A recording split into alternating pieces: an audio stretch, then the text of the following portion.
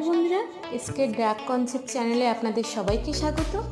আজকের ভিডিওতে আমি আলোচনা করব আপনাদের সাথে ডাক্তারের প্রেসক্রিপশনে লেখা নির্দিষ্ট ব্র্যান্ডের ওষুধ যখন আমরা কোনো দোকান বা মেডিসিন শপে গিয়ে না পাই তখন আমাদের কী করা উচিত। আসুন সেই বিষয়ে আলোচনা করি।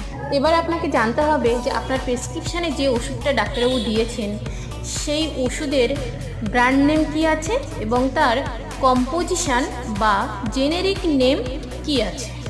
আমি আপনাদের একটি প্রেসক্রিপশানের মাধ্যমে উদাহরণ দিয়ে বুঝিয়ে দিচ্ছি সম্পূর্ণটা।